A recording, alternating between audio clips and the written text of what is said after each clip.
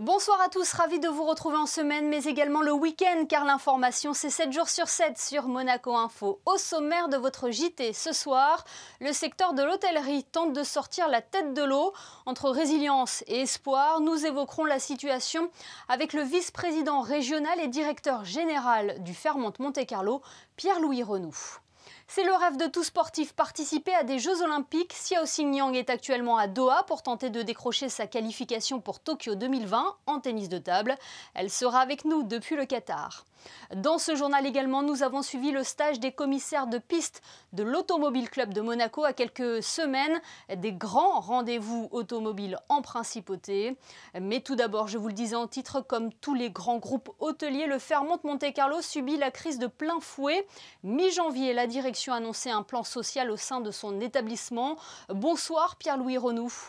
Oui, bonsoir Émilie. Vous êtes le vice-président régional et directeur général du Fairmont Monte-Carlo. Où en est ce plan social? Nous avons ouvert ce plan à un volontariat à tous. Nous sommes passés par une période de reclassement, ce qui nous a permis de faire 47 départs volontaires, de limiter les départs contraints à 6 postes au maximum.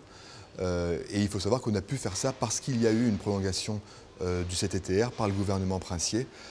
Et évidemment, ça nous permet d'avoir une vision beaucoup plus sereine et beaucoup plus de soutien sur les mois à venir qui malheureusement semblent encore bien compliqués.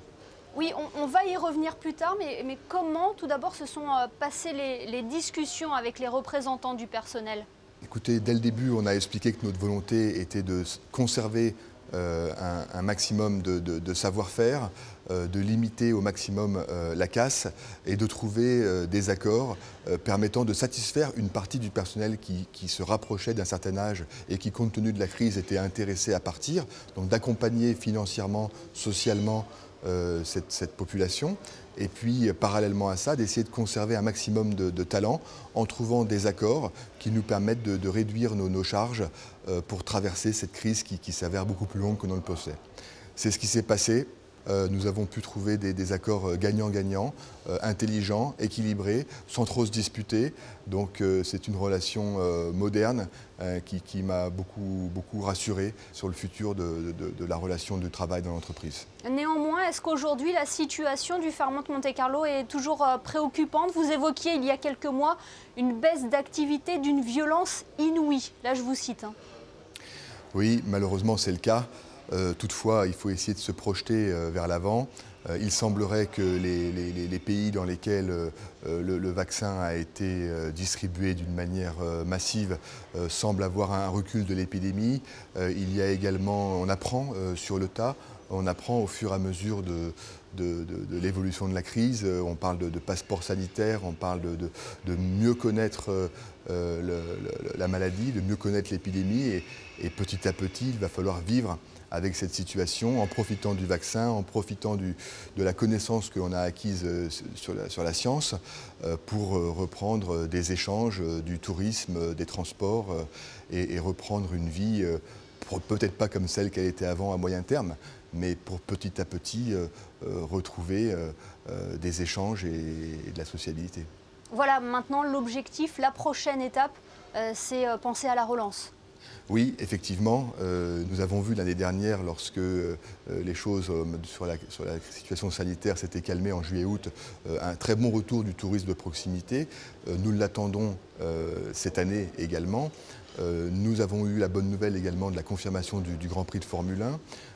Et puis nous nous préparons également pour l'automne avec l'accueil et le retour de séminaires, de congrès, de touristes d'affaires pour reprendre une activité plus ou moins normale au fur et à mesure des mois et du temps. Et comment être attractif pour retrouver progressivement une activité normale? Nous sommes très soutenus par la DTC, par le gouvernement princier. Nous-mêmes également, nous nous engageons à revoir notre offre parce que nous commençons cette année un plan de rénovation très ambitieux sur l'hôtel, sur la partie hébergement, sur la partie restauration, sur tous les services d'entertainment, de bien-être que nous pourrons proposer à nos clients, à nos familles qui viendront visiter le Fairmont Monte-Carlo. Donc c'est un travail commun entre la destination et les acteurs locaux pour se trouver les plus attractifs et les plus séduisants pour que rapidement les clients reviennent en Principauté et au Vermont. Eh bien, merci beaucoup Pierre-Louis Renou d'avoir été avec nous pour faire le point sur la situation du Fairmont Monte-Carlo actuellement. Merci à vous Émilie, à très bientôt. On rejoint Frédéric Elion pour un premier point sur l'actualité. Bonsoir Frédéric, on commence par une nouvelle subvention dans le cadre du plan de relance. Bonsoir Émilie, lancée à Monaco par la direction de l'environnement et l'association Écosciences Provence, respectivement en 2017 et 2020. Les labels Commerce engagé et Restaurant engagé ne cessent d'attirer de nouveaux adhérents. Près de 80 établissements de la Principauté sont actuellement engagés dans cette démarche gratuite, participative et évolutive de réduction des déchets, d'économie d'énergie, d'eau, de promotion de la mobilité durable et de lutte contre le gaspillage. Afin de poursuivre le développement de ces labels, le gouvernement a décidé d'intégrer dans son plan de relance une aide financière allant de 3 000 à 6 000 euros aux commerces et restaurants engagés. On passe à cet événement pour les adhérents du Pacte national pour la transition énergétique. Dans le cadre de l'édition 2021 de la Monaco Ocean Week, la MTE convie ses adhérents du Pacte national à une rencontre débat mercredi 24 mars de 16h30 à 18h sur le thème « Transition énergétique et impact sur les ressources, deux objectifs conciliables ». Le débat réunira 6 intervenants, avec notamment Guillaume Pitron, journaliste français et spécialiste de la géopolitique des matières premières. Le format de l'événement sera déterminé en fonction de l'évolution des mesures sanitaires. Et on termine par ces rendez-vous à venir à l'hôtel des ventes de Monte-Carlo, Frédéric. Une vente de montres et de joaillerie est en préparation pour juillet 2021, mais sachez que d'ici là, 2 ventes sont prévues d'ici la fin du mois de mars, une première le 19 et une deuxième le 25, qui sera consacrée aux bijoux de charme. Le catalogue complet est à retrouver sur le site hvmc.com. Merci Frédéric. Elle avait raté de peu la qualification olympique lors des Jeux européens à Minsk en 2019. Xiao Xingyang a une nouvelle opportunité de pouvoir décrocher son billet pour les Jeux de Tokyo. La pongiste monégasque, actuellement 44e mondiale, est au Qatar. Elle participe demain au tournoi de qualification olympique. Elle est avec nous ce soir depuis Doha. Bonsoir Xiao Xingyang. Bonsoir Émilie. C'est une carte importante que vous jouez à Doha. Il y a une qualification pour les Jeux de Tokyo à la clé. Oui, c'est vrai. En ce moment, je suis à Doha, donc je commence dimanche.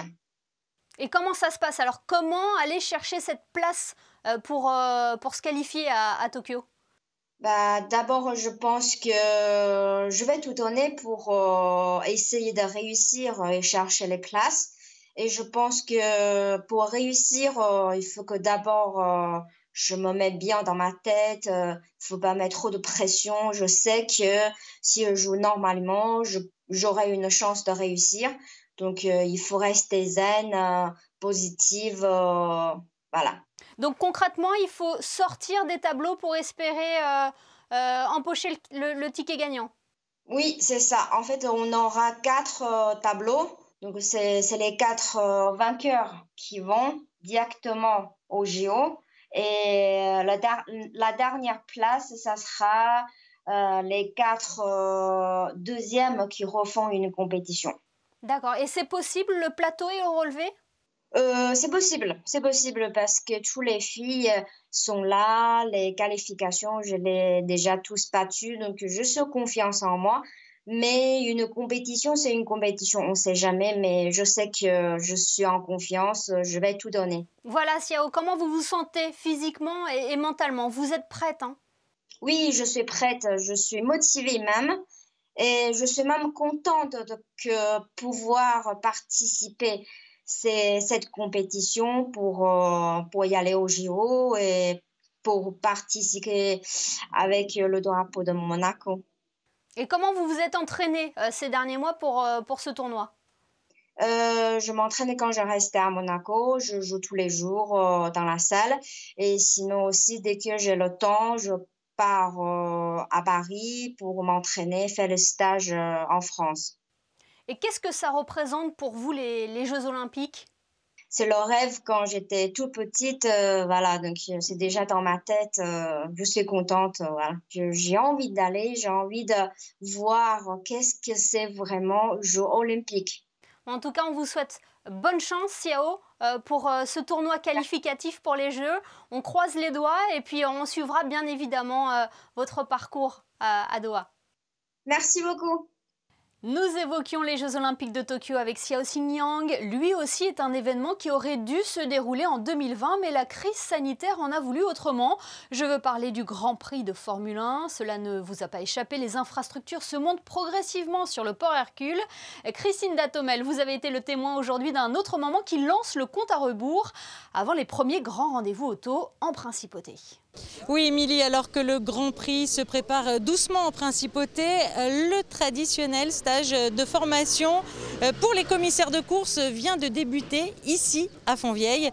Ils seront cette année plus de 600 à participer à la 78e édition du Grand Prix de Monaco.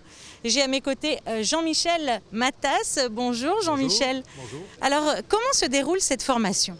Cette formation, on va regrouper là, sur le site pendant 2 jours, sur 2 jours, à peu près 600 commissaires. Pourquoi 600 par rapport aux 675 exactement? Tous les gens qui sont sur site ont été testés, aussi bien les commissaires que l'encadrement. Pour la petite histoire, nous sommes quand même 103 membres de l'organisation à encadrer nos commissaires. Et tous sont testés. Quelles sont, selon vous, les qualités pour être un bon commissaire de course ?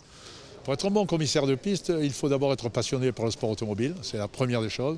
Deuxièmement, il faut être très respectueux des ordres, puisqu'il y a un chef de poste, on obéit au chef de poste et uniquement à lui, et on doit être très concentré. En signalisation ou en intervention, les jeunes femmes commissaires de piste, tout comme les hommes, participent à différents exercices.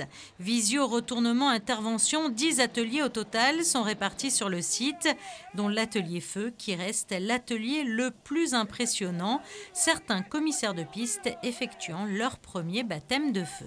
On a des gens qui arrivent, c'est leur premier Grand Prix, il y en a, ça fait 30 Grands Prix. Ce qu'on veut, c'est que ça se pérennise dans le temps et qu'ils reviennent en bon état. Parce que les véhicules, on est d'accord, c'est une course. Les consignes de ralentir, c'est bien, mais ces pilotes-là, quand on leur dit de ralentir, au lieu d'arriver à 300, ils arrivent peut-être à 150. Donc il ne faut absolument pas rigoler avec ça. Ce sont des commissaires de course, ce ne sont pas des pompiers. Vous les mettez dans des exercices où, par exemple, une voiture prend feu. Comment ils réagissent ? L'appréhension, ce n'est pas la même, on est bien d'accord, mais il faut savoir que la force des commissaires, comme la force des pompiers, c'est le groupe. Donc on travaille main dans la main avec les commissaires de l'ACM et les pompiers sur place, et ce qui fait qu'on a toujours un briefing en amont et journalier pour dire s'il arrive tel problème, on fonctionne de telle manière ou de telle autre. Quel est le plus difficile dans cet exercice ? Cet exercice, c'est en fait maintenant, avec le Covid, avec le masque surtout, parce qu'il y a beaucoup de buée, on ne voit pas les flammes. Est-ce que justement vous soutenez la relève, si on peut dire ? Oui, bien sûr, on les aide. À chaque Grand Prix, on a souvent des nouveaux, 4-5 nouveaux à chaque fois, que ce soit au drapeau, en intervention ou au feu. Donc on leur donne quelques conseils, s'il y a une intervention à faire, parce que bon, dans le stage, on est quand même bien encadré. Mais après, sur le terrain, c'est autre chose. Pour rappel, la 78e édition du Grand Prix de Monaco se déroulera du jeudi 20 mai au dimanche 23 mai. Et si pour l'heure, nous ne connaissons pas encore les conditions exactes du déroulement du Grand Prix de Monaco, une chose est sûre, c'est que l'Automobile Club suit de très près l'évolution sanitaire internationale et prendra bien sûr toutes les mesures nécessaires pour assurer au mieux la sécurité des spectateurs. Vous pouvez d'ores et déjà réserver vos places en ligne ou auprès de la billetterie officielle, Émilie. Et il en va de même pour le 12e Grand Prix de Monaco historique qui aura lieu du 23 au 25 avril et le 4e e-prix le 8 mai prochain. Merci Chrisinda. On reste dans le domaine du sport avec vous, Frédéric Elion, et ce choc à venir dimanche au Stade Louis II. C'est clairement l'affiche de cette 29e journée de Ligue 1. Monaco-Lille, un duel entre deux prétendants au podium, voire même au titre de champion. L'ASM, 4e au classement avec 55 points, possède 7 unités de retard sur le leader lillois. Ce match pourrait donc être un tournant de la fin de saison monégasque. We have now 10 games to go and as I said before, we are not watching on the first position. First of all, we want to win the game because we play at home. We want to increase the gap, as I said, and if we have some games to go and we are very close to the top 3, we're going to try to attack, but For us, it is an important game not to attack the first position, to secure the fourth position. This is our goal, and we're playing at home, as I said, and we want to win. We know we play against the best team in the league, so it is a very interesting game for sure. Touché contre Nice en Coupe de France, Aurélien Tchouaméni et Guillermo Maripane se sont entraînés normalement cette semaine et seront là dimanche. Pietro Pellegrini et Gelson Martins sont eux toujours absents. En basket, le leader monégasque s'est imposé sans trembler au Portel hier soir à l'occasion de la 24e journée de Jeep Elite. Une 10e victoire consécutive pour la Roca Team en Jeep Elite Émilie qui n'a plus perdu en championnat depuis le 23 septembre dernier. Porté par Dibust, 20 points à 6 sur 9 à 3 points et Mathias Le Sort, 17 points 6 rebonds. Monaco l'emporte 81 à 71. Prochain match, la réception de Cholet lundi soir à 19 h à Gaston Médecin. Merci Frédéric, on vous retrouve tout à l'heure pour les prévisions météo. Ces créations, des bonbons de toute taille, trônent un peu partout dans le monde, comme celle installée par exemple à l'entrée de la ville de Nice. Certaines sont en principauté, là où tout a commencé pour Laurence Jenkel. L'artiste est de retour à Monaco pour entraîner un nouveau lieu d'exposition, l'Espace 22. Patricia Navarro l'a rencontré à cette occasion. Bonsoir Laurence Jenkel. Bonsoir Patricia. Quel chemin parcouru depuis vos débuts sur Monaco il y a une dizaine d'années. Tout est allé très vite finalement, hein. Vos bonbons ont connu un engouement presque immédiat. C'est vrai que ce sujet du bonbon a tout de suite interpellé et chacun s'est reconnu dans le bonbon puisqu'on a tous forcément eu ce petit bonbon entre nos mains et que ce soit à Monaco ou partout sur la terre entière, on mange des bonbons et on aime les bonbons. Et alors où se trouvent-ils aujourd'hui vos bonbons? Il y en a à Monaco, à l'entrée de Nice, mais pas seulement. Effectivement, les bonbons ont réellement connu un véritable engouement et aujourd'hui, ce sont des bonbons, sculptures bonbons partout à l'international, donc que ce soit à Londres, à Séoul, à Singapour, à Hong Kong, à New York et bien sûr à Monaco. Qu'est-ce qui vous a donné envie au départ de créer les bonbons? Au départ, il est vrai que j'ai été privée durant mon enfance, interdiction formelle d'avoir un seul petit bonbon et c'est vrai que ça m'a un peu perturbée, je dirais, et j'ai voulu prendre une revanche et traiter ce sujet du bonbon pour mon art. Donc je l'ai décliné sous toutes ses formes, en plexiglas, en polyester, en bronze, en marbre, en aluminium, mais à chaque fois ce sont des pièces uniques. Et alors quel est votre processus créatif pour parvenir à mettre en forme avec ces différents supports et matériaux?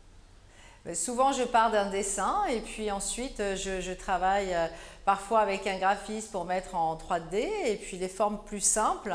Il est vrai que je les travaille dans mon atelier, donc avec mes assistants, puisqu'il faut être deux malheureusement pour faire une sculpture, un à gauche, un à droite pour faire cette fameuse torsion, la fameuse torsion qui caractérise mes bonbons.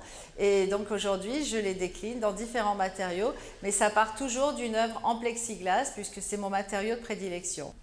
Il y avait au départ des couleurs flashy, et puis vous avez également customisé vos bonbons presque à la demande? Absolument, j'ai volontiers customisé les bonbons, donc j'ai fait effectivement pour quelques marques, Chanel, Hermès, Vuitton, à leur demande. Et aujourd'hui, donc je travaille des monochromes, mais aussi des peintures sur des transparents avec des couleurs qui sont juste exceptionnelles et surtout qui résistent à de très fortes températures. Et puis il y en a de toutes tailles. J'ai en mémoire ces totems que vous aviez créés pour les Influencer Awards de Monaco. Absolument, il y a eu effectivement les Influencer Awards pendant 2 années consécutives où chaque influenceur a eu le plaisir d'avoir une sculpture bonbon, un trophée, mais qui était réellement une pièce unique.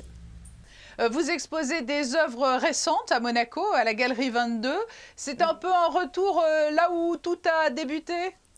Je suis très très heureuse d'être à nouveau dans la Principauté puisque c'est ici que j'ai un petit peu démarré mon parcours avec un parcours d'art justement dans l'avenue de l'Ermitage, à l'avenue des Beaux-Arts. Ensuite, il y a eu pour les 150 ans de la SBM également, dans les jardins de l'Ermitage toujours, mais aussi au Sporting à Monaco. Et c'est merveilleux pour moi d'être aujourd'hui de retour avec surtout 2 nouvelles œuvres, des œuvres Genk 2020-2021. Donc on retrouve toujours ces torsions qui caractérisent mes sculptures, mais je vous invite volontiers à venir découvrir cette nouvelle production. Oui, et puis pour ceux qui vous suivent sur les réseaux, vous encouragez aussi la créativité de façon ludique. J'ai lancé il y a quelques semaines déjà le Bonbon Jenk Challenge qui a beaucoup de succès sur les réseaux sociaux et j'invite aussi les Monégasques à participer à ce jeu concours puisqu'à l'issue des 8 semaines, il y aura une sculpture qui va gagner un bonbon collector pièce unique, mais surtout je réaliserai la sculpture que j'aurai choisie et je ferai donc don de cette sculpture à une association caritative, j'espère à Monaco. Oui, le principe, c'est que les gens, en fait, créent leurs propres bonbons au départ. Tout à fait. En fait, ils créent le bonbon imaginaire, le bonbon de leur rêve, quel que soit l'âge d'ailleurs, parce qu'il n'y a pas que des enfants, bien au contraire, il y a des adultes et des gens, des collectionneurs à moi qui m'ont surpris avec un réel talent et des choses merveilleuses que j'aurais presque envie de tous les faire, donc c'est pas possible. Il y aura un seul gagnant, mais quand même 2 autres prix à gagner pour récompenser ces merveilleux dessins. Lorsque l'on a parlé de confinement, alors certains artistes, bien évidemment, nous disaient qu'ils souffraient de ne plus pouvoir aller notamment à la rencontre du public, mais ça a été aussi source de créativité pour certains, c'est votre cas ? Pour moi, absolument. J'ai beaucoup créé. Je continue à créer énormément et j'avoue que je ne me suis absolument pas du tout ennuyée pendant ce confinement. J'ai redémarré des tas de nouveaux projets qu'on va bientôt pouvoir voir ici, à Monaco et aussi à l'étranger. Merci Laurence Jenkel d'avoir été notre invitée alors que vous exposez de nouveau à Monaco vos emblématiques bonbons. Merci à vous. Il est l'heure à présent de notre traditionnel rendez-vous du samedi, le coup de cœur de la médiathèque de Monaco. Après le 2e volet de la biographie de Maya Angelou, quel ouvrage a attiré l'attention de Céline Sabine cette semaine? La réponse tout de suite dans la chronique littéraire. Le Passeur est le titre du premier roman de Stéphanie Coste. Seyoum a fait fortune en organisant le transfert de migrants depuis les côtes libyennes vers Lampedusa. Nous le suivons en plein préparatif de la dernière traversée de la saison. Il va devoir entasser 115 Somaliens et Soudanais dans une embarcation de fortune quand une tempête est annoncée. Il refuse toutefois de repousser le départ et comme à chaque fois, ni lui ni d'ailleurs aucun de ses hommes ne sera du voyage. La manœuvre du bateau va être confiée à un des migrants aidé seulement d'un GPS et d'une indication, c'est tout droit. Marchand d'espoir, trafiquant d'êtres humains, Seyoum est en fait un homme cynique, cruel, sans état d'âme, qui a fait du désespoir humain son fonds de commerce. C'est un homme qui est aussi alcoolique et mâche à longueur de journée du khat aux effets psychotropes. Alors, est-il encore capable d'humanité ? Ce roman court, incisif, revient aussi sur le passé de Seyoum et sur les événements qui l'ont conduit à devenir un passeur. On comprend alors comment il a été broyé par la vie et comment un homme en fait peut basculer dans l'inhumanité. Difficile donc de penser que derrière l'ignominie se cachent encore des sentiments. Et pourtant, un événement inattendu va bouleverser Seyoum juste avant le départ du bateau. Je ne vous en dis pas plus et vous invite à lire ce roman, un roman percutant, à l'écriture franche, fluide, qui se lit d'une traite. À sa lecture d'ailleurs, on ne peut que s'interroger sur notre propre humanité et la citation d'Hemingway en ouverture du livre y fait parfaitement écho. Toutes les choses vraiment atroces démarrent dans l'innocence. Et retrouvez Le Passeur de Stéphanie Coste ainsi que d'autres ouvrages à la médiathèque de Monaco. N'hésitez pas à demander conseil. On passe aux prévisions météo. Quel temps fera-t-il dimanche, Frédéric ? Grand soleil toute la journée, Émilie, mais le vent va encore s'intensifier demain avec des rafales pouvant atteindre les 80 km/h. Il fera 10 degrés le matin et 15 l'après-midi. Le soleil se lèvera à 6h43 pour se coucher à 18h35. Dimanche 14 mars, nous fêterons les Mathildes. Merci Frédéric et merci à vous de nous être fidèles chaque soir, y compris le week-end. Nous vous parlions dans ce journal du stage des commissaires de piste de l'Automobile Club de Monaco. Ils sont d'ailleurs réputés comme étant les meilleurs au monde. Nous les mettons à l'honneur ce soir avec les photos de Michael Alesi. Passez une excellente soirée et à demain pour le best-of de la semaine sur Monaco Info.